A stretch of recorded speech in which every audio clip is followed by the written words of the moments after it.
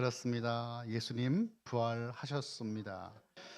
예수님 말씀대로 죽은 자 가운데서 다시 살아나셨습니다. 예수님의 부활은 기독교 역사에서 핵심적인 사건이죠. 이 부활이 없었다면 우리의 믿음도 헛것이다라고 사도 바울은 말씀합니다.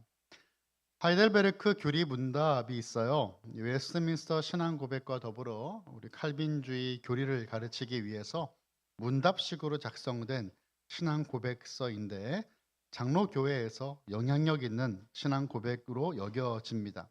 이 하이델베르크 교리 문답을 보시면 부활과 관련해서 교회가 무엇을 고백해야 할지 나와 있습니다.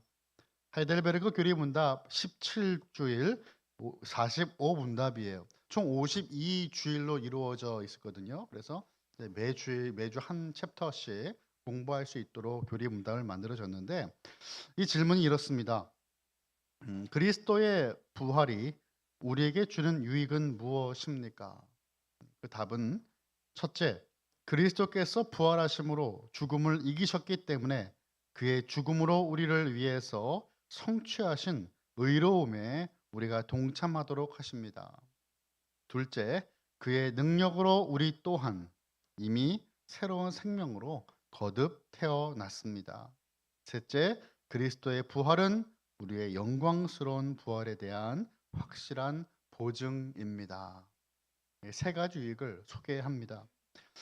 이 하이델베르크 교리 문답은 우리에게 그리스도의 의로움에 동참할 수 있게 되고 거듭날 수 있게 되고 앞으로 영광스러운 부활을 하게 된다라고 예수님의 부활이 우리에게 이러한 유익을 준다고 증거하는 것이죠. 단순히 역사적으로 예수님이 부활하셨다라는 것을 믿는 것으로 끝나는 것이 아니라 성경은 우리에게 무엇을 말씀합니까? 예수님의 죽으심으로 우리를 위해 성취하신 그 의로움을 예수님의 부활로 우리가 동참할 수 있게 한다라는 거예요. 오늘 본문의 말씀을 다시 제가 한번 읽어보겠습니다. 의로 여기심을 받을 우리도 위함이니 곧 예수 우리 주를 죽은 자 가운데서 살리신 이를 믿는 자니라. 예수는 우리가 범죄한 것 때문에 내줌이 되고 또한 우리를 의롭다 하시기 위하여 살아나셨느니라. 아멘. 오늘 본문은 우리에게 예수님이 우리를 의롭다 하시기 위해 살아나셨다라고 분명히 증거하고 있습니다. 그런데 이 부분을 우리가 온전히 이해하려면 이 로마서 4장 전체의 부분들을 함께 봐야 합니다. 바울은 믿음으로 구원받은 성도들에게 부활 신앙의 이 모범이 되는 한 인물을 소개했습니다. 그 사람이 바로 아브라함이죠. 하나님은 아브라함에게 내 몸에서 날 자가 내 상속자가 되리라라고 하는 약속을 주셨어요. 하지만 이 약속 이후에 그의 상황은 달라지지 않습니다. 아브라함과 사라는 나이가 들어 아이를 낳을 수 없는 상태가 되지 않았습니까? 상황이 달라지긴 했네요. 더욱더 안 좋게 달라졌습니다. 75세 때 그를 불러서 하나님께서 자녀에 대한 약속을 주심으로써 지시하신 곳으로 떠나라고 말씀하시지 않았습니까? 그 하나님 약속의 말씀 붙들고 떠났어요. 25년이 걸리죠. 25년 상황은 점점 안 좋아졌어요. 하나님은 인간적인 가능성을 전혀 기대할 수 없을 때까지 기다리셨습니다. 그 약속은 전적으로 하나님의 능력으로 이루어져야 되었기 때문이었어요. 로마서 4장 18절은 이렇게 말씀합니다. 아브라함이 바랄 수 없는 중에 바라고 믿었으니 이는 내 후손이 이 같으리라 하신 말씀대로 많은 민족의 조상이 되게 하려 하심이라. 아멘. 여기서 바랄 수 없는 중에라고 했거든요. 바랄 수 없는 중이라는 말이 뭐죠? 소망이 전혀 없었다라는 것입니다. 소망이 전혀 없었지만이라고 하는 그 표현은 단순히 부정적 상황이 아니라 인간적인 가능성이 모두 사라진 절망적인 상황을 의미합니다. 그럼에도 아브라함은 많은 믿음의 이 많은 민족의 조상이 되게 하려 하십니다라고 하는 이 하나님의 약속을 믿었어요. 믿음은 아직 이루어지지 않은 약속을 이미 이루어진 것처럼 받아들이는 태도이죠. 그게 믿음이에요. 내가 믿어요라고 하면서 두려움에 떨지 않는다는 얘기예요. 믿는다면 믿음의 그 태도가 나타나야 됩니다. 히브리서의 말씀처럼 믿음은 바라는 것들의 실상이요 보이지 않는 것들의 증거입니다. 증거예요. 아브라함이 받은 하나님의 약속은 단순히 자녀를 얻는 것이 아니었죠. 장차 모든 민족이 그를 통해 복을 받으리라고 하는, 복이 된다라고 말씀하셨잖아요. 복을 받으리라고 하는 구속사적인 약속이었어요. 아브라함은 이 약속을 받은 후에도 15년 이상을 또 기다려야 되었습니다. 하나님은 사람이 의지할 가능성을 하나씩 하나씩 제거하시면서 아브라함이 오직 하나님만을 바라보도록 인도하고 계십니다. 아브라함이 자신의 몸을 보고 하나님 약속을 믿은 게 아니에요. 하나님 약속의 말씀을 믿으니까 하루하루의 몸이 더 건강해지고 더 젊어졌다, 이게 아니었다는 말이죠. 자기의 몸이 죽은 것 같았다, 죽었다라는 거예요. 그리고 사라의 태가 죽은 것을 알고도 믿음이 약해지지 않았습니다. 믿음이 없어서 의심한 게 아니라요, 믿음으로 견고해져서 하나님께 영광을 돌리며 하나님께서 약속하신 것을 이루실 것이라는 거 확신했다라고 성경은 우리에게 분명히 말씀하고 있어요.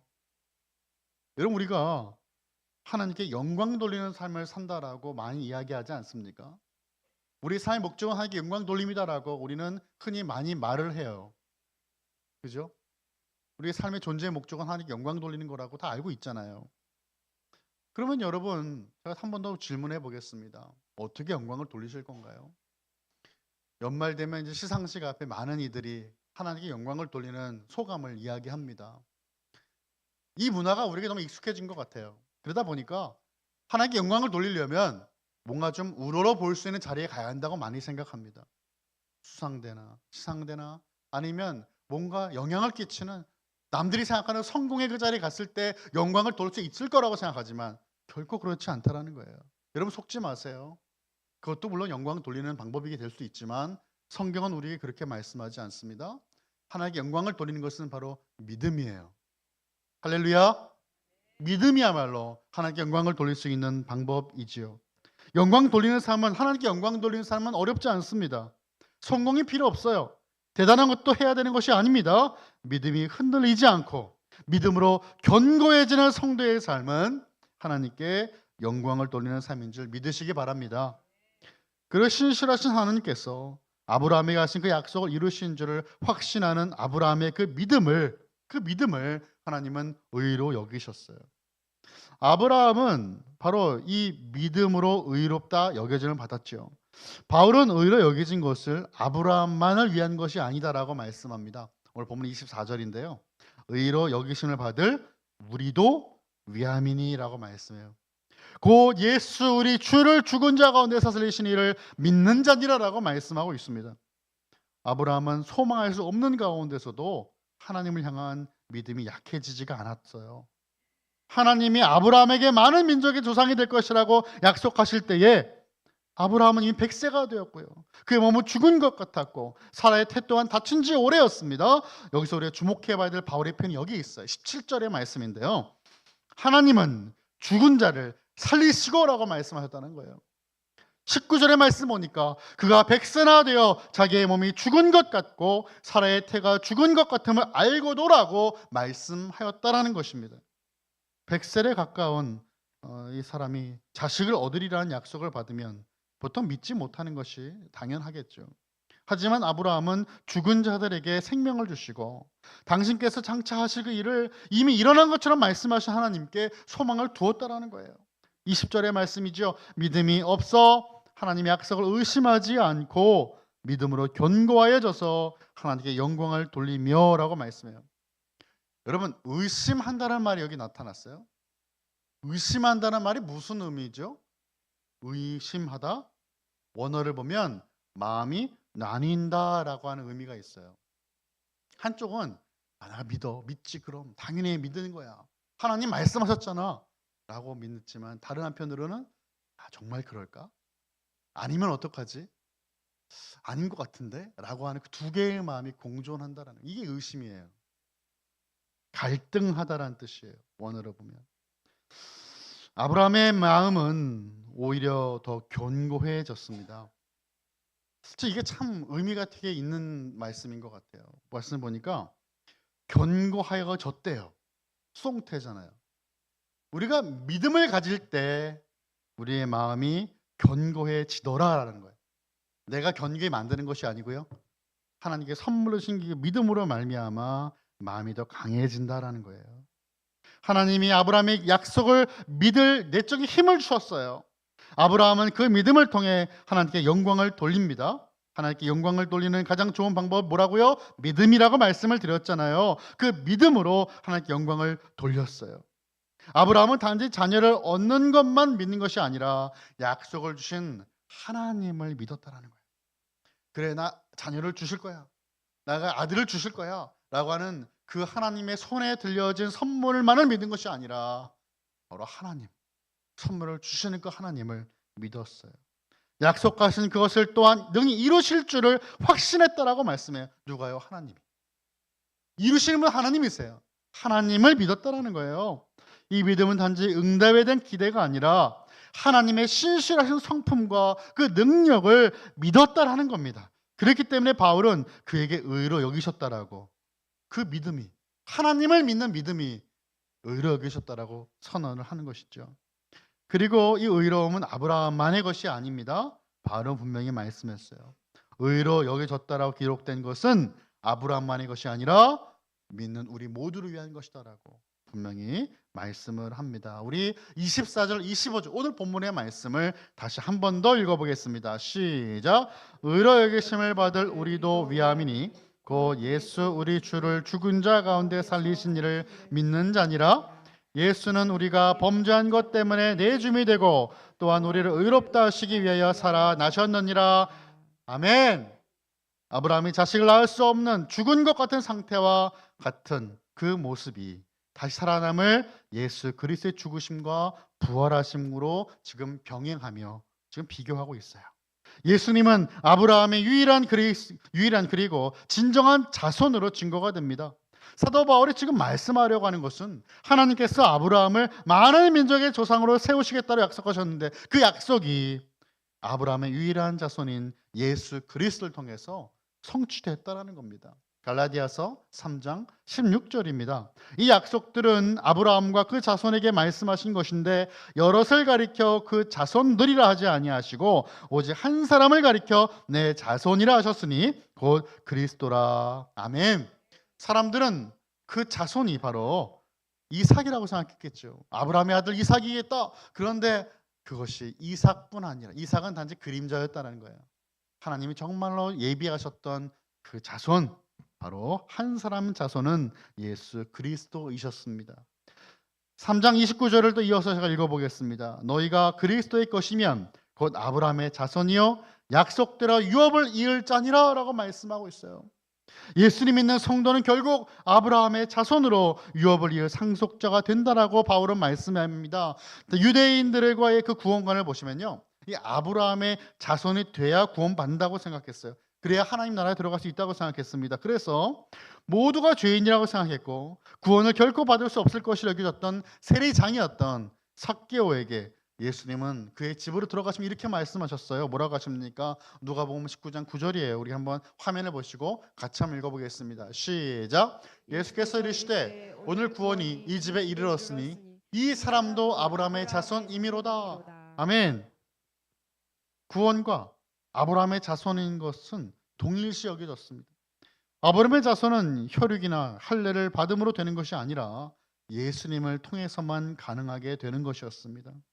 예수님은 아브라함의 유일한 자손으로서 이스라엘의 대표가 되셨을 뿐 아니라 아브라함의 약속된 모든 언약의 약속을 이미 상속하셨어요. 여러분 25절 후반부 보시면 우리를 의롭다 하시기 위해 살아나셨다라고 말씀해요. 예수님께서 부활의 첫 열매가 되셨음과 완전한 하나님의 백성의 그 지위인 의로움에 먼저 이르르셨다라는 것을 말씀하고 있어요.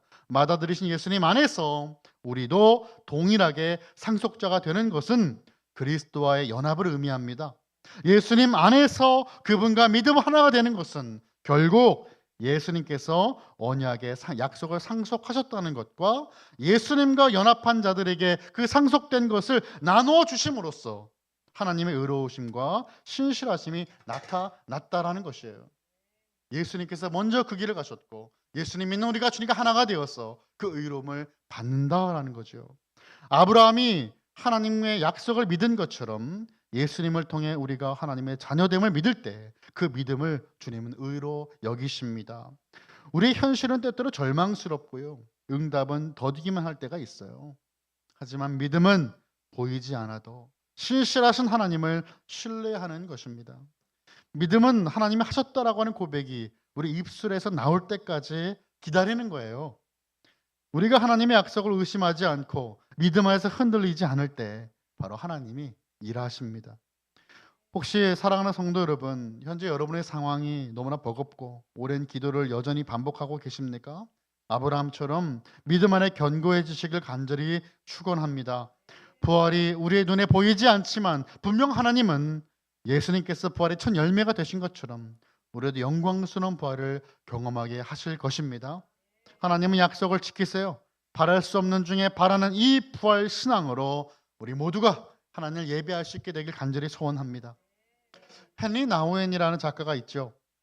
그는 하버드 대학의 교수였지만 그 모든 것을 내려놓고 정말 장애우들과 함께 그의 모든 삶을 마감을 하였어요.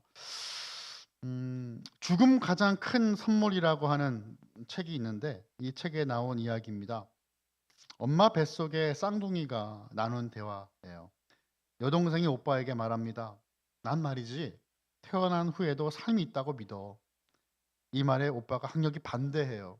절대로 그렇지 않아. 여기가 전부라고 믿어야 돼. 여긴 어둡긴 해도 따뜻하고 탯줄만 잘 붙들고 있으면 딴 일을 할 필요도 없다니까. 또 여동생이 말합니다. 말해줄 게 또 있어. 오빠는 안 믿겠지만 난 엄마가 있다고 생각해. 쌍둥이 오빠는 무척 화가 나요. 엄마라고? 소리를 지르죠. 무슨 뚱딴지 같은 소리야. 난 엄마를 한 번도 본 적이 없어. 너도 그렇고 누가 그런 생각을 자꾸 불어 넣어주는 거야. 여기가 전부라니까. 왜들 여기 너머를 바라보는 거야. 여기도 알고 보면 나쁘지 않아. 필요한 건 다 있으니까. 그러니까 여기에만 만족하도록 해.